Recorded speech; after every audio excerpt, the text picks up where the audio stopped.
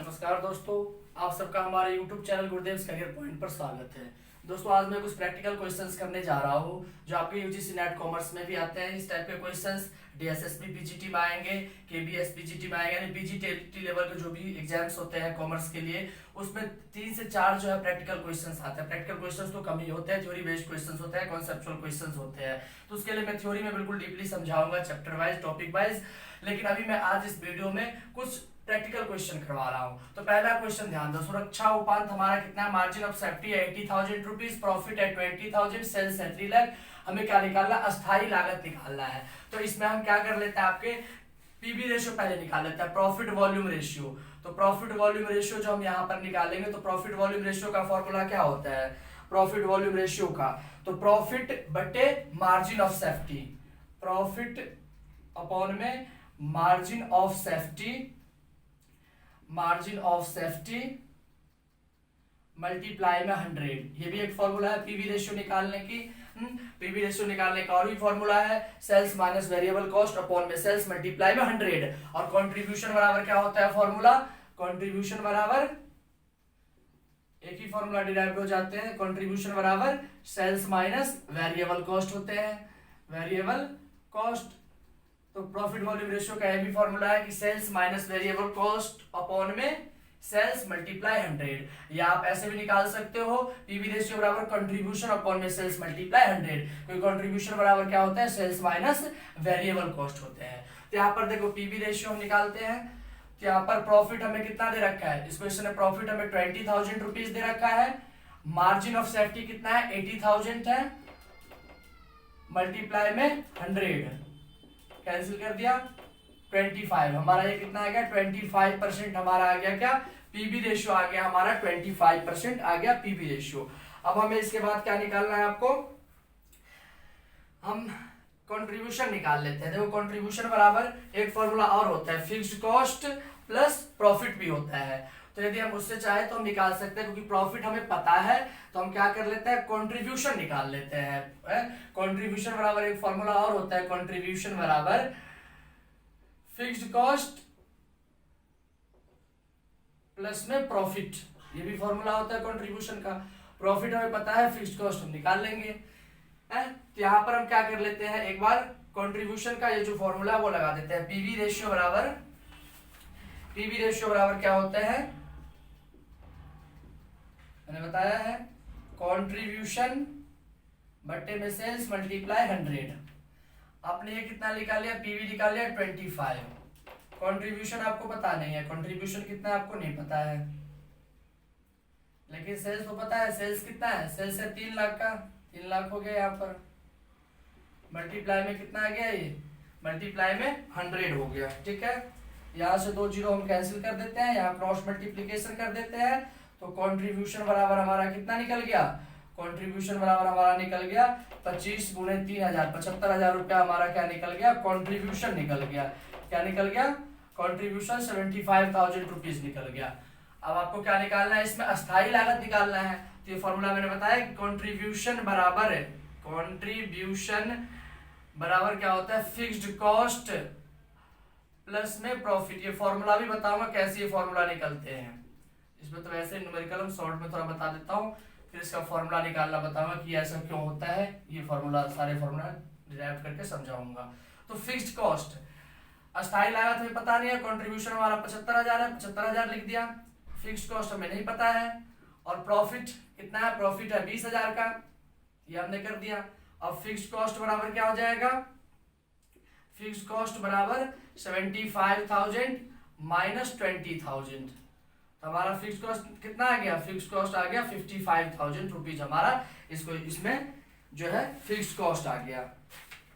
चलो ये क्वेश्चन को देख लो। अब हम लोग नेक्स्ट क्वेश्चंस करेंगे। ये क्वेश्चन में हमारा फिक्स कॉस्ट निकल गया। क्योंकि हमें देखना है क्वेश्चन में हमें क्या दिया हुआ है। तो प्रॉफिट दे रखा है, मार्जिन ऑफ सेफ्टी दे रखा है, सेल्स दे रखा है, हमें ये निकालना है, फिक्स कॉस्ट निकालना है। ठीक है, अस्थाई लागत निकालना है। तो पीवी रेशियो बराबर क्या होता है, profit upon margin of safety multiply 100। इससे हमारा पीवी रेशियो निकल गया। अब पीवी रेशियो का एक फॉर्मूला क्या होता है, कंट्रीब्यूशन अपॉन सेल्स मल्टीप्लाई 100। क्योंकि कंट्रीब्यूशन बराबर क्या होता है, सेल्स माइनस वेरिएबल कॉस्ट भी होता है और कंट्रीब्यूशन बराबर फिक्स्ड कॉस्ट प्लस प्रॉफिट भी होता है। ठीक है, तो इससे हमने क्या निकाल लिया, कंट्रीब्यूशन। अब प्रॉफिट हमें पता ही है, उससे हमारा फिक्स्ड कॉस्ट निकल गया। चलो अब नेक्स्ट क्वेश्चन देखते हैं। नेक्स्ट क्वेश्चन आप लोग ध्यान दो क्या है। नेक्स्ट क्वेश्चन हमारा है, एक कंपनी बाजार में एक नया उत्पाद पेश करने का प्रस्ताव करती है। कंपनी 25% पर पीवी अनुपात यानी पीवी रेशियो बनाए रखना चाहती है। यदि परिवर्तनशील लागत 300 रुपया है तो विक्रय मूल्य क्या होगा। ये क्वेश्चन देख लो। हमें विक्रय मूल्य पता नहीं है। विक्रय मूल्य हम क्या कर लेते हैं, एक्स मान लेते हैं। Let sales be x rupees, हमने कितना मान लिया, एक्स मान लिया। अभी आपने फॉर्मूला लिखा कि पीवी रेशियो बराबर क्या लिखा है आपने, कंट्रीब्यूशन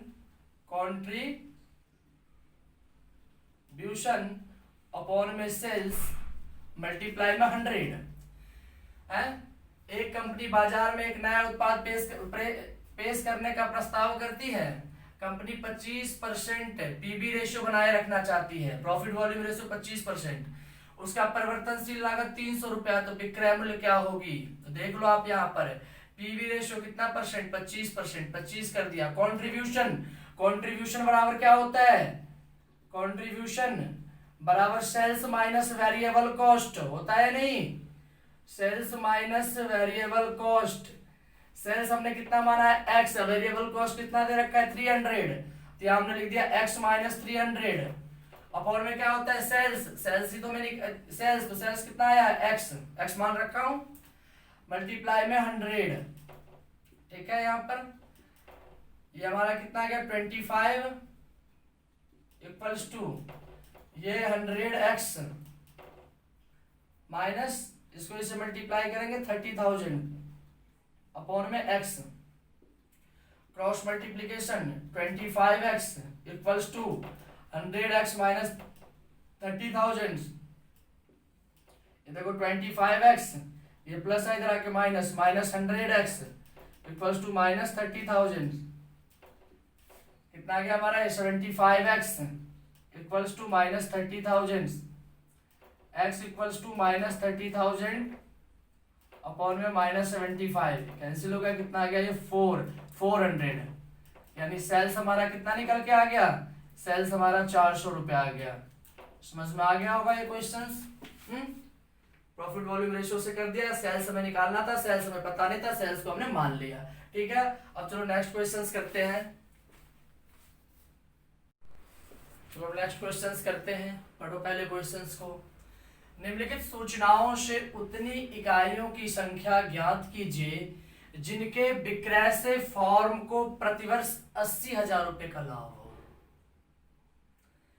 कितने इकाइयों की बिक्री आप करोगे ताकि आपका लाभ प्रत्येक वर्ष कितना हो, 80,000 रुपया हो, जिसमें आपको विक्रय मूल्य सेल्स प्राइस पर यूनिट दे रखा है 25 रुपीज, वेरिएबल कॉस्ट परिवर्तनशील उत्पादन लागत कितना है 12 rupees per unit, variable sales cost परिवर्तनशील विक्रय लागत कितना है 3 रुपया, अस्थायी कारखाना ऊपरी व्यय फिक्स्ड फैक्ट्री ओवरहेड कितना है 5 लाख रुपीज, और फिक्स्ड सेल्स कॉस्ट कितना है, अस्थायी विक्रय लागतें कितना है 3 लाख रुपया है।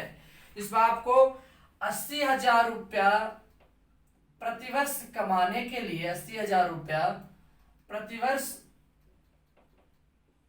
कमाने के लिए आउटपुट निकालना होगा, कमाने के लिए सेल्स यानी कमाने के लिए आउटपुट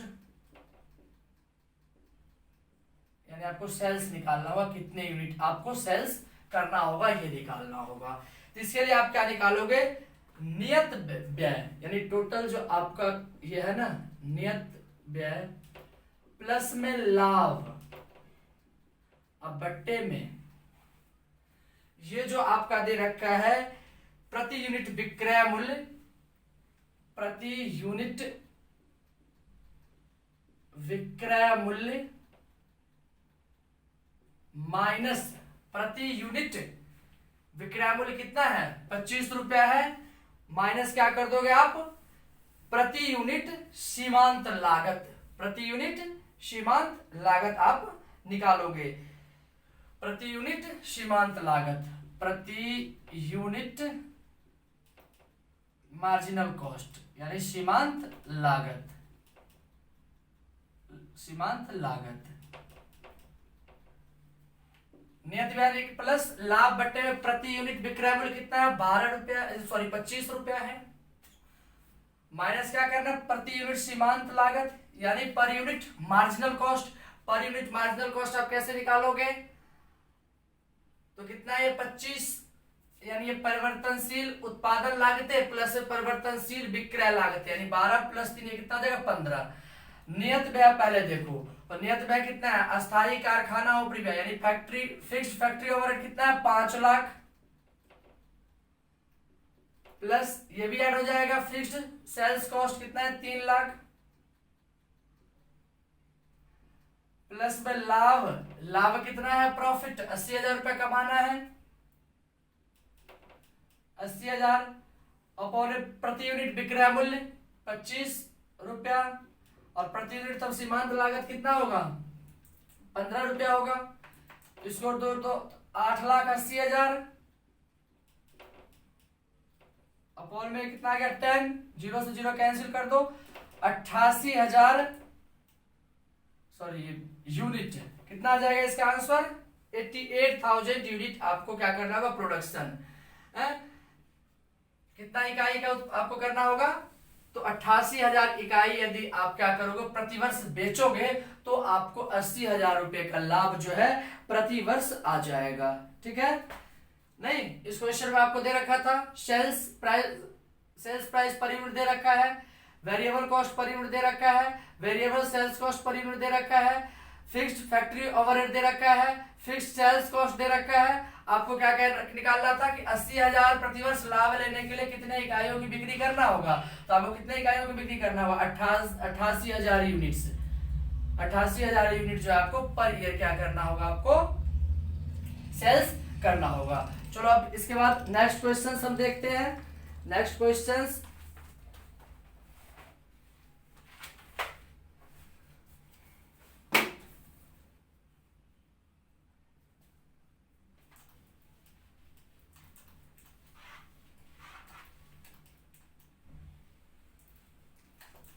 नेक्स्ट क्वेश्चन में देखो, एक फॉर्म का विक्रय मूल्य 74 लाख का है यानी सेल्स कितना है 74 लाख, वेरिएबल कॉस्ट कितना है 40 लाख, इसके बाद फिक्स्ड कॉस्ट कितना है 8 लाख।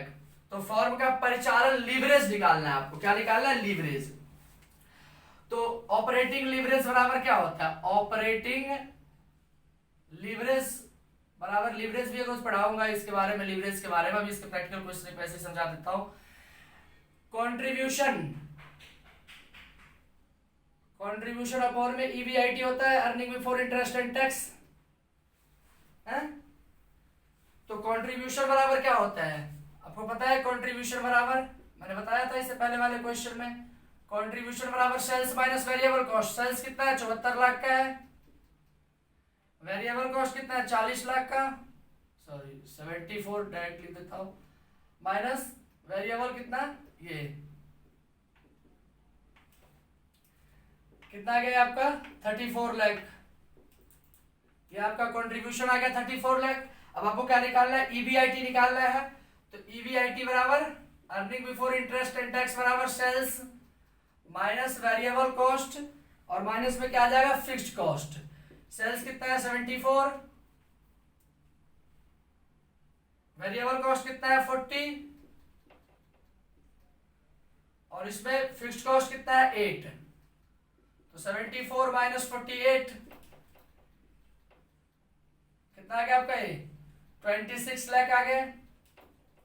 क्या करना है इसमें आपको ऑपरेटिंग लीवरेज बराबर कंट्रीब्यूशन अपॉन में ईबीआईटी कंट्रीब्यूशन कितना है 34 लाख का और ईबीआईटी कितना है 26 17 अपॉन में 13 यानी कितना आ गया ये 1.3 टाइम्स अप्रोक्स आ गया। इस क्वेश्चन में कितना आ गया 1.3 टाइम्स आ गए।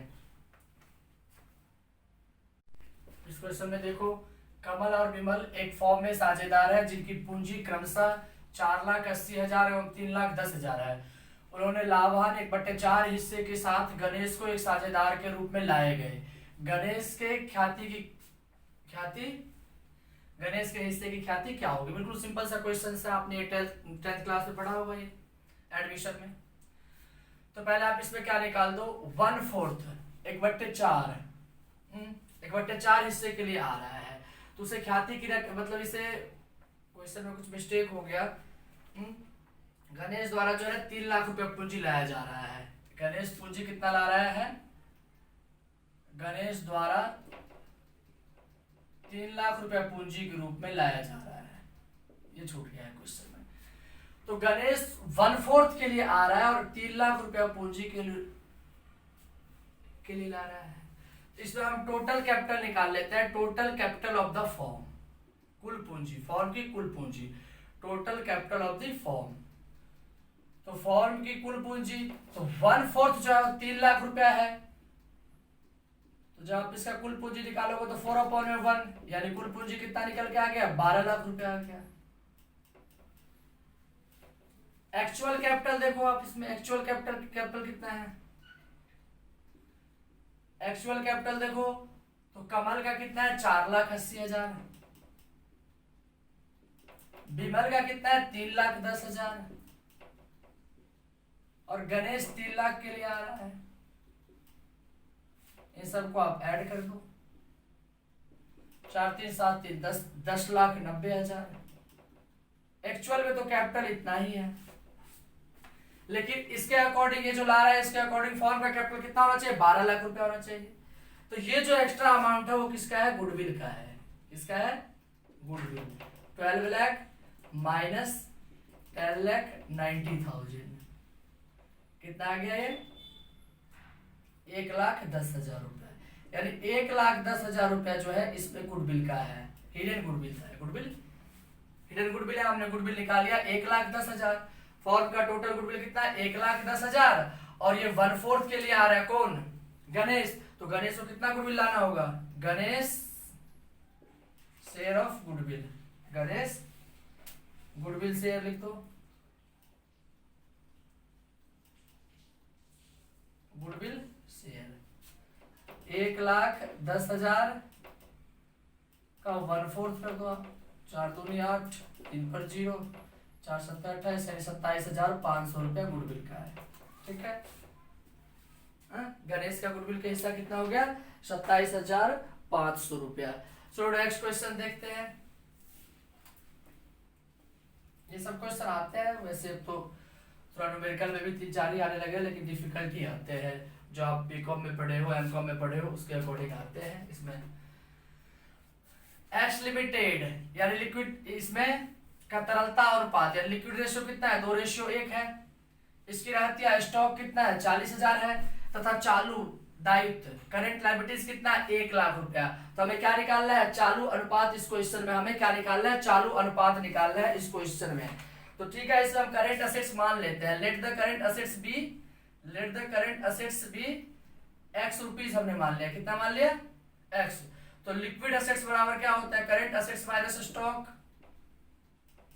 करेंट असेट्स कितना है इसमें, करेंट असेट्स हमने माना है एक्स और स्टॉक कितना है 40,000। ये बना गया। चालू अनुपात आपको निकालना है, इसमें करंट रेशियो निकालना है।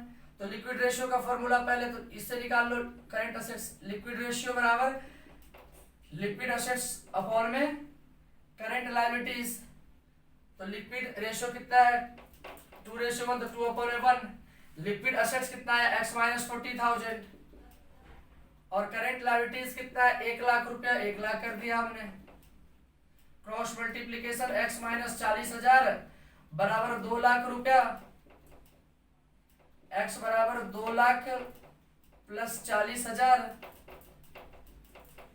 कितना आ गया 2,40,000। आपका करंट असेट्स कितना निकल गया, करंट असेट्स निकल गया 2,40,000 रुपया निकल गया। आपको करंट रेशियो निकालना है।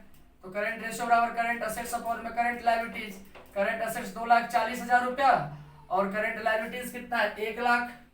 1 लाख कर दो आप 300 2.4 टाइम्स है। करंट असेट्स जो करंट लायबिलिटीज का 2.4 टाइम्स है। ये निकल गया आपका। अब नेक्स्ट क्वेश्चंस करते हैं अलग टाइप के। देखिए क्वेश्चन देखो, एक कंपनी ने 100 रुपया मूल्य वाले 10% ऋण पत्र डिवेंचर्स 10% डिवेंचर्स इश्यूड किए, जिनका शोधन 5 वर्ष बाद रिडीम कितने ईयर बाद हो रहा है 5 years आफ्टर 10% प्रीमियम पर 10% अधिमूल्य पर। प्रीमियम मींस अधिमूल्य। ऋण पत्रों के निर्गमित करने की लागत कितना है 10 रुपया प्रति अंश है। कितना है 10 रुपया प्रति अंश। तो इस बात को क्या निकालना है ऋण पत्रों की लागत ज्ञात करें। इस पर ऋण पत्र की लागत निकालना है किसकी ऋण पत्रों की लागत ज्ञात करें। ऋण पत्र की लागत इसमें हम ज्ञात करेंगे। तो कॉस्ट ऑफ सबसे पहले क्या लिखा था कॉस्ट ऑफ डेब्ट कैपिटल। कॉस्ट ऑफ डेब्ट कैपिटल यानी के डी से। ठीक है ये क्या होता है I plus maturity value minus net value. Maturity value minus net value upon में एन। फिर यहां maturity value plus net value upon में 2 मल्टीप्लाई में 100। ये होता है फॉर्मूला इसका। ठीक है तो इस क्वेश्चन में देखो तो आई बराबर क्या होता है आई फॉर इंटरेस्ट। इंटरेस्ट कितना है आपका इंटरेस्ट है 10% है 10 ले लो। मैच्योरिटी वैल्यू देखो तो 10% 100 रुपया वाले थे 10% प्रीमियम पर रिडीम्ड हो रहा है तो कितना हो जाएगा 110। नेट वैल्यू कितना था 100 था नेट वैल्यू अपॉन में एन। एन बराबर क्या होता है नंबर ऑफ ईयर्स यानी मतलब ये जो होता है ना शोधन अवधि कितने वर्ष का है 5 वर्ष का है। तो नीचे क्या आ जाएगा 5 अपॉन में। यहां पर एक चीज देख लो एक कंपनी 100 रुपए वाले 10% ऋण पत्र निर्गमित किए, जिनका शोधन 5 वर्ष बाद 10% प्रीमियम पर है। ऋण पत्रों को निर्गमित करने की लागत कितना है 10 रुपया लागत है। तो इसमें नेट वैल्यू जो आप निकालोगे तो नेट वैल्यू नेट प्रोसीड्स है शुद्ध आगम। एनवी मतलब होता है नेट एनपी होता है ना एनवी हमने कर दिया एनपी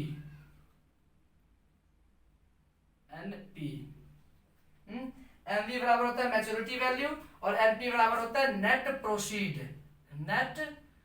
प्रोसीड्स शुद्ध आगम। नेट प्रोसीड्स यानी शुद्ध आगम। तो शुद्ध आगम कितना है शुद्ध आगम तो 90 ही है ना। शुद्ध आगम यहाँ पर 90 हो जाएगा। यहाँ पर मैच्योरिटी पीरियड कितना है 5 years का 5 आ गया। फिर यहाँ पर मैच्योरिटी वैल्यू 110 और नेट प्रोसीड कितना है 90 अपॉन में 2 मल्टीप्लाई कितना आ गया ये 100। यहाँ देखो ये 10 प्लस इसमें क्या कितना आ गया ये 20 अपॉन में 5। यहाँ देखो ये 200 अपॉन में 2 मल्टीप्लाई में यहाँ 100। ये 5 4 जा ये कितना आ गया 14। इसको इसे डिवाइड किया 100 अपॉन में यहाँ 100 यहाँ भी 100 से 100 क्या आगे कैंसिल हो गया तो कितना आ गया आपका 14% आ गया। कितना आ गया कॉस्ट ऑफ डेब्ट कैपिटल जो है ऋण पत्रों की जो है लागत वो कितना आ गया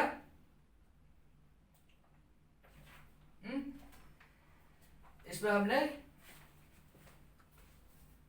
तुम्हारा इसमें कॉस्ट ऑफ डेब्ट कैपिटल कितना हो गया 14% हो गया।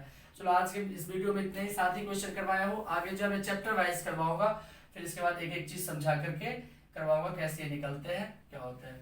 ठीक है आज की वीडियो में इतना ही। Thank you.